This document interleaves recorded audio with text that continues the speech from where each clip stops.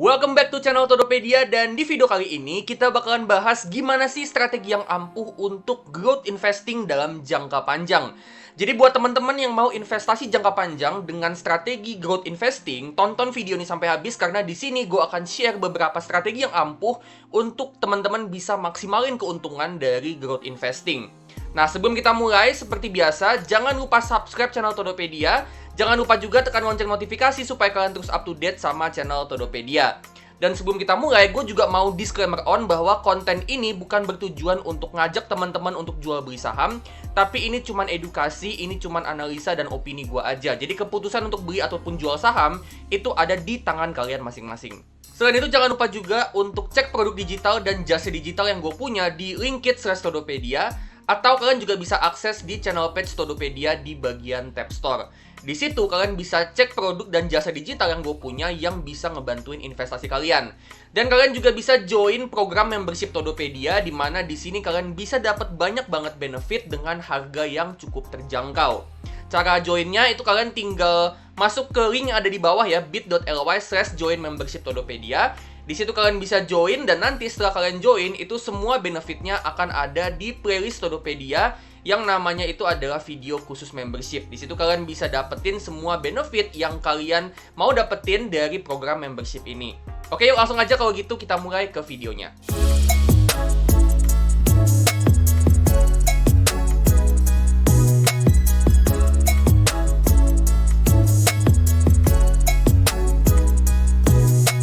Oke, kita langsung aja masuk ke strategi yang pertama untuk growth investing. Itu adalah investasi di saham perusahaan dengan revenue dan profitnya yang bertumbuh pesat dan juga selaras. Jadi ketika kita mau growth investing, tentu yang pertama banget dan yang utama banget yang harus kita perhatiin adalah pastiin kita pilih saham perusahaan yang memang revenue dan profitnya itu bertumbuh pesat. Namanya juga growth investing. Tentu kita mau pendapatan sama labanya itu bertumbuh pesat dari beberapa tahun terakhir dengan tingkat pertumbuhan itu minimal 10% per tahun. Yaitu minimalnya, dan 10% itu per tahun itu dari beberapa tahun terakhir ya. Jadi bukan cuma dari 1 atau 2 tahun terakhir doang. Tapi mungkin dari 5 tahun terakhir atau bahkan dari 10 tahun terakhir, itu kalau dirata-ratain itu minimal 10% per tahun. Nah, kalau udah bisa memenuhi itu masuk dalam kategori saham growth dan bagus untuk growth investing. Gitu ya. Nah, ini penting banget teman-teman ya, apalagi untuk profitnya ya. Jadi kita mau juga nih profitnya itu bukan cuma dia bertumbuh pesat, tapi juga selaras pertumbuhannya sama revenue. Selaras ini tuh maksudnya pertumbuhannya itu setara atau bahkan bisa lebih gede lagi. Gitu ya. Pertumbuhan profit yang lebih gede daripada revenue itu artinya perusahaan itu dia bukan cuma dia mampu numbuhin bisnisnya, tapi dia juga mampu untuk makin lama itu semakin meningkatkan efisiensi operasional. Gitu ya. Jadi kalau misalnya revenue-nya tumbuhnya kencang, profitnya juga tumbuhnya kencang, apalagi profitnya itu kencangnya itu lebih kencang daripada revenue, itu bisa jadi bagus banget ya, itu pertanda yang bagus banget, di mana perusahaannya itu bukan cuma dia mampu untuk makin lama semakin mampu untuk menjual produk sama jasanya, ya penjualannya makin banyak, makin laku, tapi dia juga mampu untuk ningkatin efisiensi dari operasional bisnisnya. Gitu ya. Jadi skenario idealnya itu adalah revenue-nya bertumbuh pesat, profitnya bertumbuh pesat, tapi profitnya itu pertumbuhannya lebih kencang daripada revenue. Nah, ada beberapa contoh teman-teman ya untuk saham-saham yang bisa punya pertumbuhan revenue dan profit yang tumbuhnya itu pesat banget. Contohnya kayak saham Meta ya, ini beberapa saham-saham yang ada di bursa US, kayak Meta sama Nvidia, ini pertumbuhannya bisa kencang banget dari beberapa tahun terakhir. Ya, kita bisa lihat di sini teman-teman ya, untuk Meta ini pertumbuhan revenue-nya itu rata-rata ada di 17% per tahun dari kurun waktu 2020 sampai 2024. Jadi sekitaran kurun waktu itu 4 tahunan. Gitu ya. Untuk net profit-nya bisa tumbuh sekitaran 20 sampai 21% per tahun. Ya, jadi ini tentunya pertumbuhan net profitnya lebih kencang daripada revenue, dan itu artinya Meta ini dia bukan cuma mampu untuk semakin menjual produk dan jasa teknologinya dia, gitu ya, dia semakin mampu untuk menguangkan produk-produk medsos kayak Instagram, Facebook, WhatsApp gitu ya. Bukan cuma dia semakin mampu untuk menguangkan produknya sama jasanya, tapi dia juga mampu untuk ngebuat bisnisnya itu semakin efisien dari segi operasional bisnis. Begitu juga Nvidia teman-teman ya. Di sini ini pertumbuhannya benar-benar fantastis banget ya, terutama untuk kurun waktu 2022 sampai 2024. gitu ya. Jadi dari tahun 2020 sampai 2021 sampai 2022 sebenarnya pertumbuhannya itu biasa aja gitu ya. Lumayan kenceng sih, tapi nggak yang fantastis banget. Ya, tapi tiba-tiba ada lonjakan yang gede banget di tahun 2023 sama 2024. Dan net profitnya juga pertumbuhannya itu bisa lebih gede lagi daripada revenue-nya. Revenue-nya tumbuh rata-rata 67% per tahun, sedangkan net profit-nya itu tumbuhnya bener-bener fantastis banget sampai 102% per tahun. Gitu ya. Dan memang Nvidia ini dari beberapa tahun terakhir ya, dia ini memang mampu untuk dia ini memproduksi chip ya yang capable, yang bisa cukup kuat untuk kebutuhan kayak AI. Gitu ya. Jadi memang Nvidia ini dia terus-menerus inovasi produk, Meta juga sama, gitu ya. Jadi dengan kayak gitu mereka ini mampu untuk terus bisa ngembangin bisnisnya. Nah, cuman bicara soal pertumbuhan revenue dan profit, tentu kita juga mesti pertimbangin kayak gini teman-teman ya. Jadi kan Meta sama Nvidia ini kan dia udah semakin bertumbuh, pertumbuhannya pesat banget, tapi apakah ke depannya seiring dengan mereka ini udah makin besar, ya udah jadi perusahaan yang makin besar, pertanyaannya adalah apakah mereka mampu mempertahankan potensi pertumbuhan yang fantastis ini, gitu ya. Pertanyaannya adalah apakah mereka mampu? Karena kita perlu tahu bahwa meskipun dia dari beberapa tahun terakhir masuk dalam kategori saham growth, tapi kita pertimbangin juga bahwa seiring dengan mereka ini jadi perusahaan yang makin besar, jadi perusahaan raksasa, ya kedepannya bisa jadi potensi pertumbuhan mereka itu akan pelan-pelan mulai melambat gitu ya. Jadi teman-teman mesti antisipasi, teman-teman mesti waspada.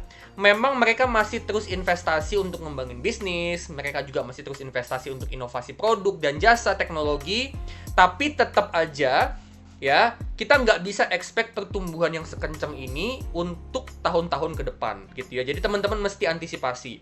Kalau misalnya pertumbuhannya bisa dipertahankan ya bagus, tapi kalau misalnya pertumbuhannya mulai melambat seiring dengan perusahaannya makin gede, itu teman-teman harus mesti siap-siap gitu ya.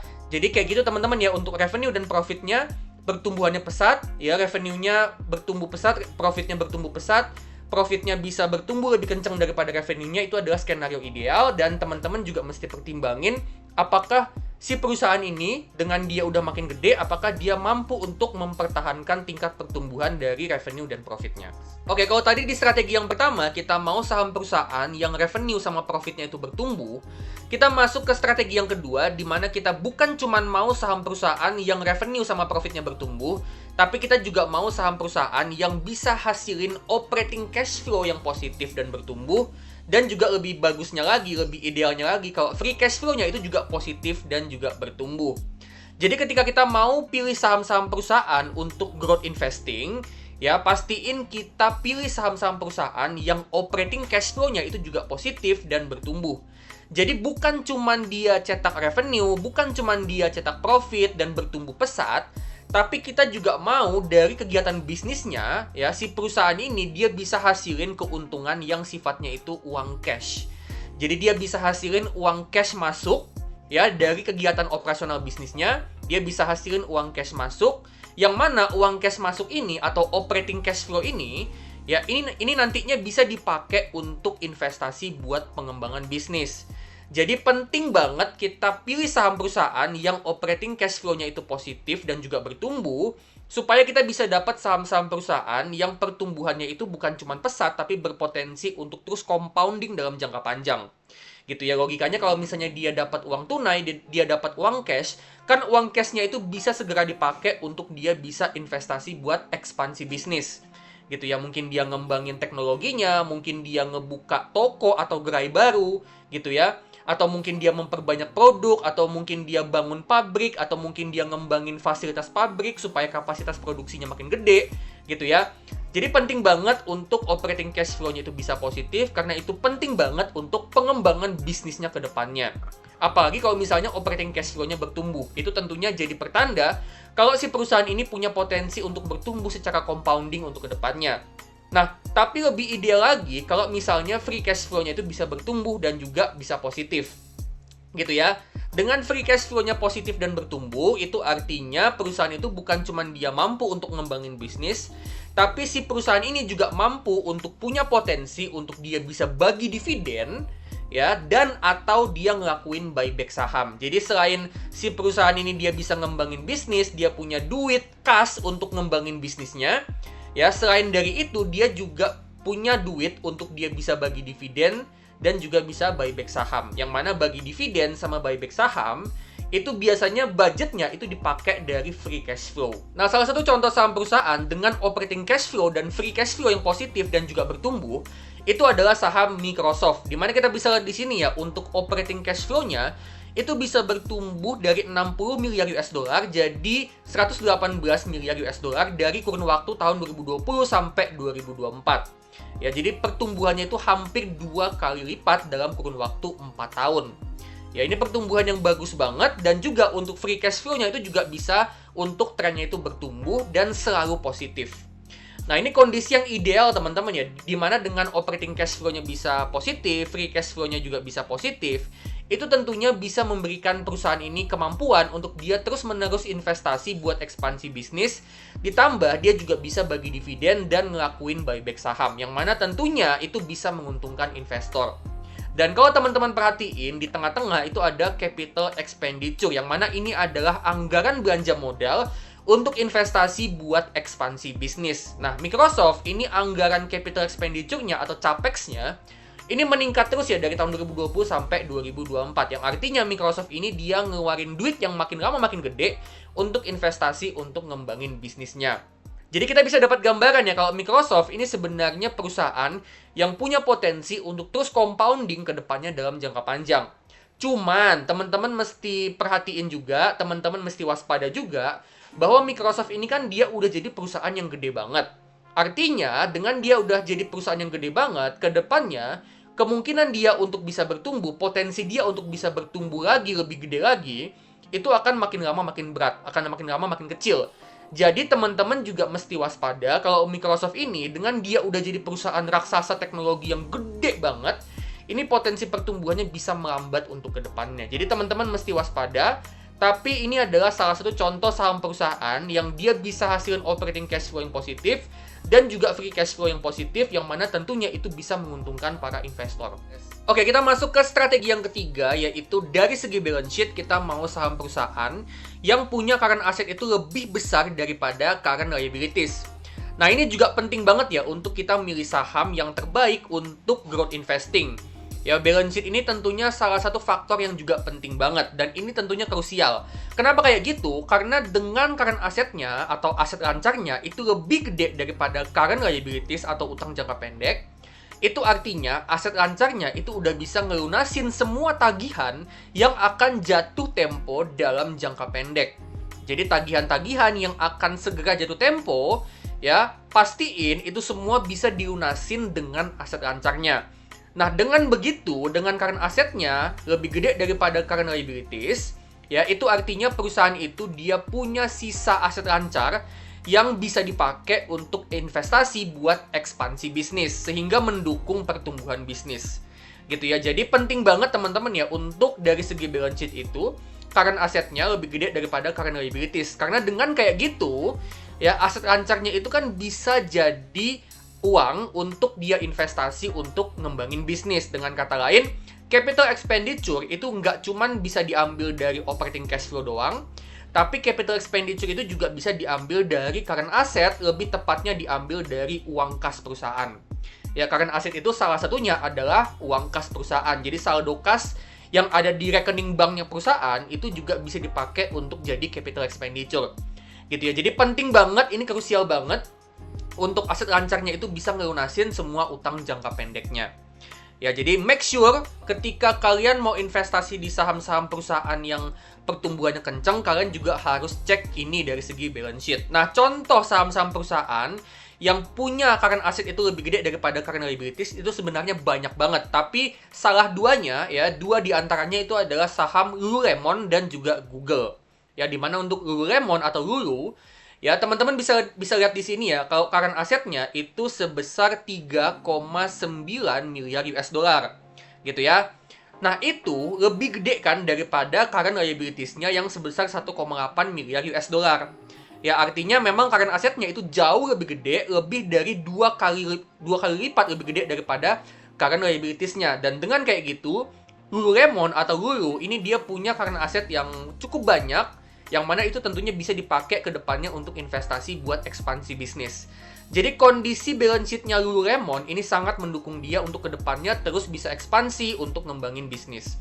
Begitu juga untuk Google, teman-teman ya. Kita bisa lihat di sini untuk current asetnya itu sebesar 163 miliar US dollar. Ya, itu lebih gede daripada current liabilities-nya yang sebesar 89 miliar US dollar. Ya, artinya juga di sini kita bisa lihat kalau Google ini current asetnya itu jauh lebih gede daripada current liabilities atau utang jangka pendek, dan ini artinya kondisi neraca keuangannya Google ini sangat mendukung Google untuk dia bisa ngeluarin duit yang banyak untuk investasi buat ekspansi bisnis.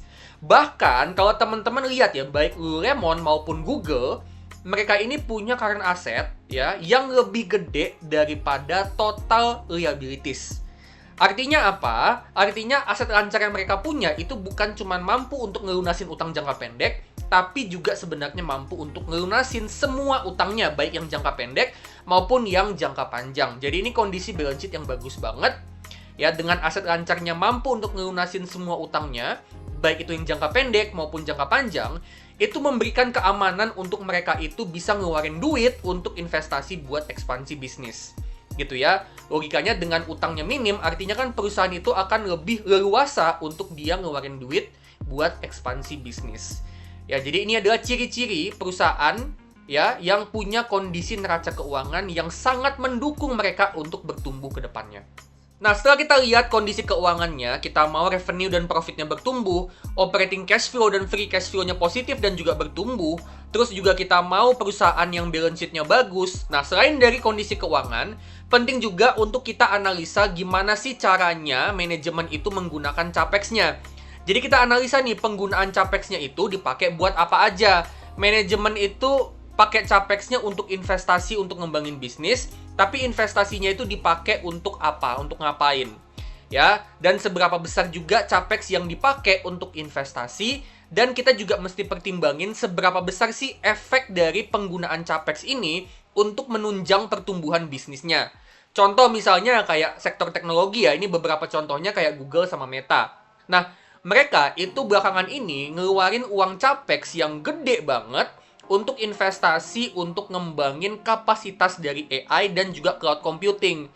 Jadi mereka itu ngembangin infrastruktur digitalnya, mereka itu ngembangin sistem cloud-nya, mereka juga ngembangin data center-nya, ya, supaya untuk AI-nya sama cloud-nya itu kapasitasnya bisa makin gede, dan dengan kayak gitu, AI yang mereka punya itu jadi makin pinter, dan dengan kayak gitu, itu bisa kasih value yang lebih untuk penggunanya, atau untuk perusahaannya juga, dan dengan kayak gitu, mereka itu bisa ngejual produknya dengan harga yang lebih mahal dan tentunya itu bisa ningkatin revenue dari perusahaan. Gitu ya. Jadi kita mesti pertimbangin nih, kalau dia pakai uang untuk capex untuk ngembangin bisnisnya, ya seberapa besar uangnya dan seberapa besar sih kira-kira efek yang bisa didapat terhadap pertumbuhan perusahaan. Gitu ya. Nah, ini teman-teman memang mesti banyak-banyak browsing ya. Kalian mesti cek beritanya. Ya, si Google-nya, Meta-nya ini ngapain untuk ngembangin bisnis? Atau perusahaan lain misalnya, kalian pegang saham apa? Misalnya Nvidia, Microsoft, Apple gitu ya, Amazon. Nah, mereka itu ngapain sih untuk ngembangin bisnis? Kalau mereka ngeluarin duit untuk jadi capex untuk ngembangin bisnis, duitnya itu dipakai buat apa? Kalau sektor teknologi, menurut gua rata-rata itu belakangan ini mereka itu banyak memang ngembangin AI-nya. Jadi data center-nya, cloud computing-nya, ya, infrastruktur digitalnya itu dikembangin. Jadi mereka ngeluarin duit untuk investasi buat ngembangin infrastruktur digitalnya, sehingga itu bisa ningkatin kapasitas dari teknologinya, termasuk kapasitas dari AI-nya mereka. Dengan AI-nya kapasitasnya meningkat, itu bisa ngebuat AI mereka itu jadi makin pintar, dia bisa punya kapasitas berpikir yang makin besar, data yang dia punya juga makin besar, dan dengan kayak gitu, dia bisa kasih informasi yang lebih akurat, ya. Simpelnya AI-nya jadi lebih pintar gitu ya, dan dengan AI-nya jadi lebih pintar itu bisa ningkatin minat dari pelanggan atau calon pelanggan untuk beli produknya. Dan dengan kayak gitu, dengan semakin minat untuk beli produknya, ya revenue-nya tentunya bisa naik gitu ya. Dan juga mereka bisa ngejual produknya atau jasanya dengan biaya yang lebih mahal atau biaya langganan subscription yang lebih mahal gitu ya. Jadi kayak gitu teman-teman ya untuk penggunaan capex ya, gambarannya untuk penggunaan capex untuk sektor teknologi. Nah, selain dari sektor teknologi, tentu kita juga ngelihat dari sektor lain, contohnya kayak retail, contohnya Lululemon. Ya, di sini dari laporan keuangannya Lulu di Q1 2025, Lululemon atau Lulu ini pakai capital expenditure itu sebesar 152 miliar US dollar di kuartal pertama tahun 2025, yang mana itu dipakai untuk investasi untuk ngembangin pusat distribusi. Gitu ya, dengan pusat distribusinya dikembangin, tentunya itu bisa ngebuat sistem logistiknya, sistem distribusi barang dari si Lululemon itu bisa jadi mungkin semakin efisien atau semakin cepat untuk ngantar barangnya gitu ya. Dengan kayak gitu, itu bisa ningkatin penjualan. Terus mereka juga ngeluarin capital expenditure untuk store capital for new location. Jadi mereka ngebuka toko baru dan juga relokasi dan juga renovasi dan juga investasi di teknologi. Gitu ya. Jadi ini adalah gambaran gimana Lululemon itu pakai duitnya untuk investasi untuk ngembangin bisnis. Nah, tips dari gua buat teman-teman yang mau belajar tentang gimana sih cara perusahaan untuk ngembangin bisnisnya, kalian itu bisa langsung aja browsing di Google. Gitu ya. Kalian bisa browsing ya dimanapun itu ya gimana cara perusahaan itu untuk dia pakai capital expenditure-nya. Ya biasanya gue sendiri pakai tipsnya itu ya, gue biasanya googling atau misalnya gue browsing ya, gue pakai ticker simbolnya, kode sahamnya, abis itu gue pakai spasi Capex gitu ya. Misalnya Google nih, GOOG. Nah, gue biasanya searchingnya itu pakai GOOG spasi Capex. Nah, nanti biasanya akan muncul berita teman-teman ya terkait penggunaan Capex untuk Google. Nah, jadi itu dia teman-teman ya tips dari gue ya untuk kalian yang mau cari tahu gimana sih caranya perusahaan untuk ngembangin bisnisnya. Dan kita masuk ke strategi yang kelima, strategi yang terakhir yaitu beli sahamnya di valuasi yang sewajarnya. Nah, perlu kita tahu kalau saham-saham perusahaan yang pertumbuhannya pesat atau perusahaan high growth itu sewajarnya dihargai di valuasi yang premium. Premium di sini itu di atas 25 kali price to earnings. Nah, kenapa kayak gitu? Kenapa saham-saham perusahaan yang high growth itu sewajarnya dihargai di valuasi yang premium? Jawabannya itu karena saham-saham perusahaan yang high growth itu bisa memberikan potensi profit yang besar untuk investornya di masa depan. Makanya investor itu rela untuk bayar dengan valuasi yang lebih mahal karena mereka punya ekspektasi bahwa meskipun kita beli di valuasi yang mahal, tapi dengan dia pertumbuhannya pesat, potensi profit yang bisa diterima sama investor di masa depan itu tetap besar. Gitu ya, dimana dengan perusahaan itu revenue sama profitnya bertumbuh pesat, tentu dalam jangka panjang harga sahamnya juga akan mengikuti untuk juga ikutan naik, ikutan bertumbuh juga. Gitu ya. Jadi dengan kayak gitu, dengan punya mindset kayak gitu, ya investor berekspektasi bahwa sahamnya ke depannya tetap bisa kasih potensi profit yang besar untuk kita investornya, terutama untuk capital gain. Nah, tapi teman-teman perlu tahu bahwa tetap aja kita perlu beli sahamnya di valuasi yang sewajarnya dan jangan sampai belinya itu di valuasi yang terlalu mahal. Premium boleh, tapi jangan sampai terlalu premium juga. Karena kalau misalnya kita beli di valuasi yang terlalu mahal, ujung-ujungnya itu akan ngurangin return kita. Gitu ya, percuma kita beli saham-saham perusahaan yang high growth, tapi kalau misalnya kita beli di harga atas, ya itu bisa ngurangin return investasi yang bisa kita dapat dari sahamnya. Nah, ada beberapa kriteria teman-teman ya, saham-saham growth yang layak dihargai di valuasi yang premium. Ya, ada 3 kriteria. Yang pertama itu minim utang. Yang kedua itu revenue dan profitnya bertumbuh pesat dan punya economic mode yang kuat. Yang ketiga itu adalah operating cash flow dan free cash flow-nya positif dan bertumbuh. Ya, jadi 3 kriteria ini adalah kriteria ya di mana kita menilai nih saham growth yang satu ini layak nggak sih dihargai di valuasi yang premium. Ya, kalau misalnya sahamnya itu perusahaannya minim utang, artinya kan dia punya banyak uang cash di dalam rekening banknya gitu ya. Yang dia punya itu dia banyak uang cash yang mana itu bisa dipakai untuk investasi buat ngembangin bisnis. Jadi dengan minim utang, apalagi misalnya current asetnya besar, kas-nya besar, itu memberikan potensi untuk perusahaan itu ke depannya dia bisa ekspansi bisnis dengan uang kas yang dia punya. Dan dengan kayak gitu, itu bisa ngebuat perusahaannya bertumbuh. Yang kedua, itu revenue dan profitnya bertumbuh pesat. Nah, ini tentunya juga bisa jadi gambaran ya. Meskipun di masa lalu, revenue dan profit yang tumbuh pesat itu bukan jaminan, ya, tapi seenggaknya itu gambaran bahwa ini perusahaan memang mampu untuk numbuhin bisnisnya. Apalagi kalau misalnya perusahaannya itu punya economic mode yang kuat dan jadi leader, jadi penguasa di industrinya dia. Gitu ya. Kalau misalnya revenue dan profitnya tumbuh pesat dan perusahaannya ini juga bisa dibilang jadi penguasa di industrinya, ya tentu sewajarnya ya memang sahamnya ini dihargai di valuasi yang mahal. gitu ya. Karena dengan dia jadi leader di industrinya, jadi penguasa, dia punya economic mode yang kuat, ya, itu bisa ngebuat revenue dan profitnya itu pertumbuhannya bisa bertahan. Karena dengan economic mode yang kuat, itu bisa ngebuat dia untuk selalu menang dari kompetisi.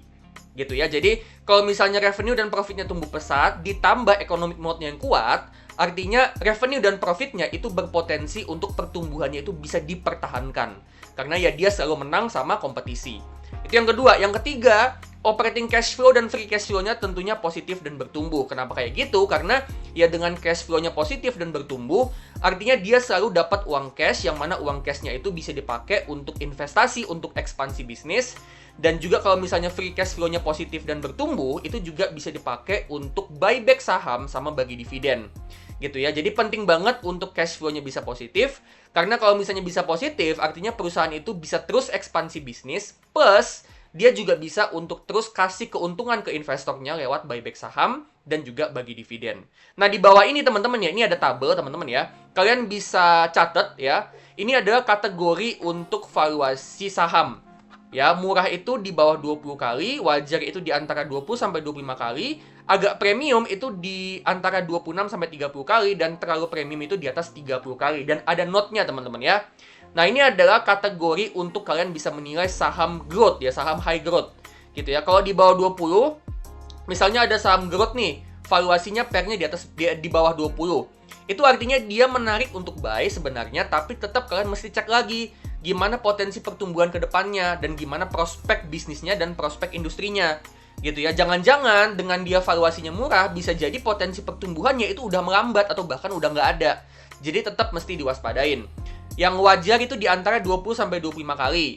Ya, kalau misalnya pertumbuhannya itu bisa dipertahankan, ya high growth-nya itu bisa dipertahankan, valuasi di antara 20 sampai 25 ini menurut gua masih menarik untuk growth investing. Nah, untuk yang 26 sampai 30 kali, nah ini mulai agak hati-hati teman-teman ya. Kalau misalnya kalian ketemu saham yang kayak gini, meskipun mungkin dia potensi pertumbuhannya masih kencang, ya, tapi sebaiknya teman-teman masuknya itu pelan-pelan dan kalian juga pastiin kalau si perusahaannya itu masih punya potensi pertumbuhan yang bagus. Intinya kalian mesti ngecek lagi teman-teman ya, apakah perusahaannya ini ke depannya dia masih punya potensi pertumbuhan yang bagus. Cara ngeceknya gimana? Cara ngeceknya adalah pakai yang tadi teman-teman ya. Pakai yang tadi, balance sheet-nya gimana, cash flow-nya masih positif apa enggak, terus manajemennya ngelakuin apa untuk investasi buat ngembangin bisnis gitu ya. Itu cara ngeceknya kayak gitu. Dan untuk yang terlalu premium itu di atas 30 kali. Nah, ini kalau yang saham-saham yang valuasinya segini, menurut gua dijauhi dulu aja sambil kalian wait and see saham-sahamnya turun ke valuasi di bawah 30 kali. Kalau menurut gua kayak gitu teman-teman ya. Tapi tetap aja kalian mesti cek lagi. Ya, perusahaan-perusahaan kayak Nvidia contohnya, di mana itu pertumbuhannya bener-bener fantastis banget ya. Tadi kita udah lihat ya, pertumbuhannya tuh fantastis banget. Nah, mungkin kalau valuasi di atas 30 kali, ya buat Nvidia yang pertumbuhannya kenceng banget kayak gitu, menurut gua mungkin masih termasuk wajar. Jadi teman-teman, kalau misalnya kalian mau lihat valuasi saham, ya kalian bisa pakai benchmark ini, kalian bisa pakai indikator ini untuk nilai dia ini murah atau enggak. Tapi tetap aja kalian mesti analisa lagi, kalian cek lagi potensi pertumbuhan perusahaannya itu seperti apa, ya gimana kondisi balance sheet-nya. Sekali lagi gue bilang, balance sheet itu mempengaruhi banget potensi pertumbuhan. Cash flow-nya juga dicek lagi gimana gitu ya, operating cash flow-nya apakah bisa positif, ya terus capex-nya gimana, apakah capex-nya bertumbuh, free cash flow-nya juga apakah bisa bertumbuh dan bisa tetap positif gitu ya. Dan kalian juga lihat gimana sih tren pertumbuhan revenue dan profitnya, dan apakah perusahaannya punya economic mode yang kuat. Jadi kayak gitu teman-teman ya, gimana caranya untuk menilai ya valuasi dari saham growth ini worth it untuk dibeli atau enggak. Nah, sekarang gue bakalan ajarin kalian ya gimana sih caranya ngelihat data dari laporan keuangan dari suatu emiten yang ada di Bursa Amerika. Ya, di sini gue bakalan pakai salah satu website, yaitu namanya adalah Macro Trends, di mana di sini teman-teman itu bisa ngelihat data laporan keuangan dari suatu perusahaan. Jadi mempermudah teman-teman ya untuk bisa analisa ya apakah suatu saham ini termasuk saham growth atau enggak, dan juga itu mempermudah kalian untuk ngelakuin analisa fundamental secara overall. Nah, contoh di sini teman-teman ya, kita ambil contoh di sini adalah saham dari Meta Platform atau Meta. Ya, teman-teman masuk aja ke websitenya www.macrotrends.net ya. Habis itu kalian ketik /stocks/charts, habis itu /kode sahamnya Meta, terus /Meta platform/financial statement. Nah, teman-teman bisa catat ya websitenya di sini ya teman-teman ya. Kalian bisa screenshot, kalian bisa catat dulu gitu ya. Kalian bisa langsung buka juga nggak apa-apa gitu ya, sambil nonton video ini. Mungkin kalian mau langsung buka ya, silakan aja gitu ya. Nah, di sini kita bisa lihat teman-teman ya, untuk data dari Meta Platform yang ada di Macro Trends itu dia sajiin datanya dari beberapa tahun terakhir, bahkan dari tahun 2017 juga ada. Gitu ya, 2017 terus sampai 2024. Jadi teman-teman bisa dengan Macro Trends ini teman-teman bisa lebih mudah untuk ngelihat tren pertumbuhannya. Jadi buat kalian yang mau pakai strategi growth investing, kalian mau terapin ya strategi yang tadi tuh, yang pertama sampai yang kelima, itu teman-teman bisa pakai Macro Trends ini untuk dapat datanya. Gitu ya. Contoh misalnya Meta nih, revenue-nya tumbuh ya dari 2018 itu di 55 miliar US dollar, tumbuh jadi 2024 itu di 164 miliar US dollar. Gitu ya. Jadi kalian bisa lihat nih tren revenue-nya, gross profit-nya juga sama ya, pertumbuhannya bagus. Ya, operating income-nya juga sama, ini pertumbuhannya bagus, dan untuk net income-nya ini juga pertumbuhannya disajiin di sini, dan ini pertumbuhannya untuk Meta cukup bagus juga. Gitu ya. Nah, selain tadi revenue, profit gitu ya, teman-teman juga bisa lihat data dari balance sheet ya. Misalnya tadi kita mau data dari current asset ya, current assetnya kita mau lebih besar daripada current liabilities. Nah, di sini udah ada nih teman-teman ya, current assetnya, total current assetnya berapa ya. Di sini di tahun 2024 itu 100 miliar US dollar. Ya, kita bandingin sama current liabilities-nya itu 33 miliar US dollar. Ya, artinya current asset-nya itu lebih gede daripada current liabilities.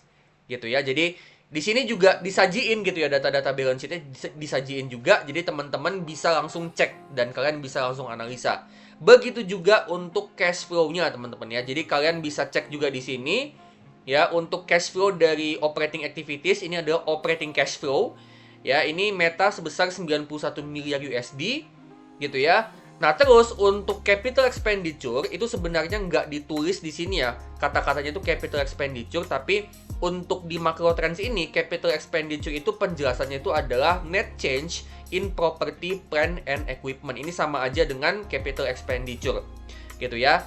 Nah, di sini capital expenditure-nya adalah sebesar 37 miliar USD. Jadi teman-teman bisa dapat semua datanya ya, mulai tadi dari revenue, profit, balance sheet, kalian bisa dapat data dari current asset, current liabilities, total asset, total liabilities, dan begitu juga untuk cash flow statement ya, teman-teman bisa dapat data dari operating cash flow, kalian bisa dapat data dari capital expenditure atau capex, dan begitu juga teman-teman bisa dapat macam-macam nih ya. Jadi ada cash flow from investing, cash flow from financial activities gitu ya. Jadi di sini datanya lengkap banget dan teman-teman bisa langsung analisa sahamnya secara lebih mendalam lagi di website Macro Trends ini. Jadi buat teman-teman yang mau cari website atau platform yang bisa kalian pakai untuk dapat data financial statement, data laporan keuangan, ya salah satunya teman-teman bisa pakai Macro Trends. Oke, jadi sekarang dengan kita udah tahu ya gimana sih strategi yang ampuh untuk growth investing dalam jangka panjang. Dan tadi kita juga udah lihat ya kalau saham-saham yang bagus untuk growth investing itu adalah saham-saham yang ada di Bursa Amerika.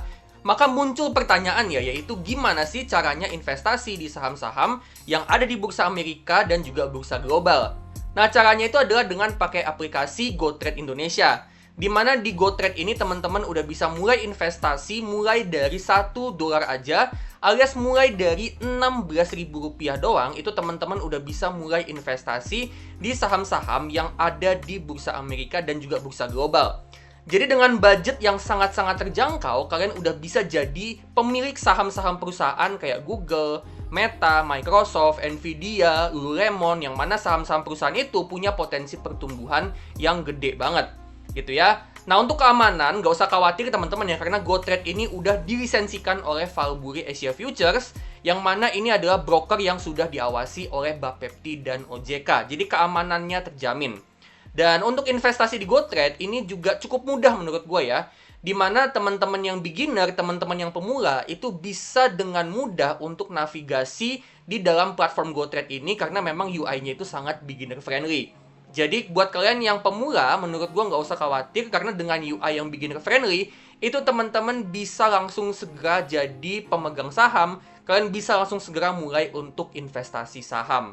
Ya, Dan untuk di GoTrade Indonesia ini juga memang ada beberapa fitur yang cukup ngebantuin ya menurut gue ya. Ada beberapa fitur kayak contohnya trading signal gitu ya, dimana di sini kita dikasih insight nih ya dari segi fundamental maupun technical ini bagus apa enggak sahamnya. Dan juga selain itu ya ada juga berita-berita yang spesifik khusus untuk setiap emitennya gitu ya. Jadi setiap emiten itu akan ada berita-berita yang terkait sama emitennya, sama perusahaannya, dan dengan kayak gitu itu juga bisa ngebantuin kalian untuk dapat insight ketika kalian mau analisa satu emiten secara spesifik. Jadi GoTrade ini juga ngebantuin kalian ya untuk bisa analisa saham gitu ya. Jadi buat teman-teman yang pemula ini cocok banget untuk kalian bisa mulai investasi dengan GoTrade ini.